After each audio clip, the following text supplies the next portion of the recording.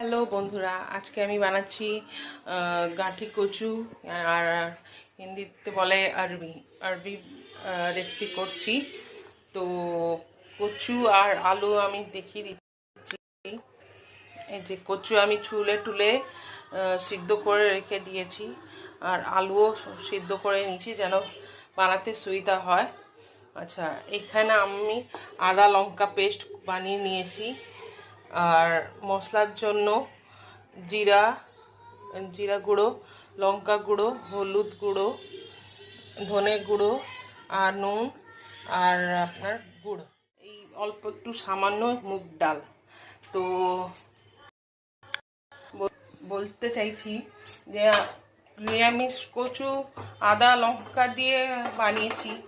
আচ্ছা, পেঁয়াজ দিয়েও অনেকবার বানিয়েছি, একভাবে খেয়ে খেয়ে আমরা থকেই গেছি। তো এইবারে আমি ভাবছি একটু নতুন কিছু বানানো যাক। তো তার আগে আমি কড়াইটা বসিয়ে দিয়েছি, একটু গরম হবে। কড়াইটা গরম হচ্ছে, তারপরে সামান্য একটু তেল দিয়ে দিব।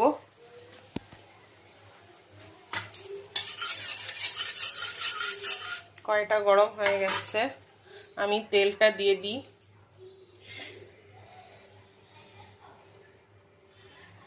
তেলটা দিয়ে দিয়েছি, দেখতে পাচ্ছেন। বেশি দিইনি, এই 2-3 চামচের মতন দিয়েছি।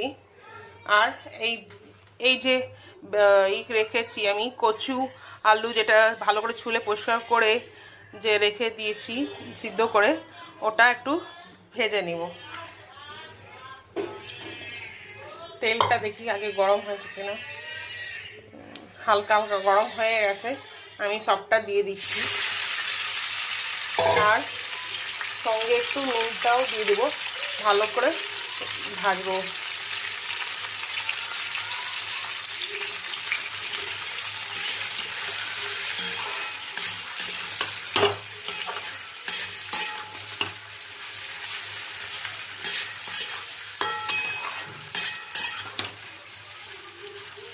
হালকা লাল লাল ভাজার জন্য ব্যবস্থা করছি।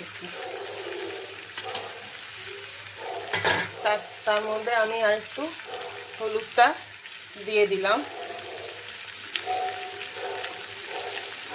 যেন ভালো করে আরো ভাজা হয়ে যায়।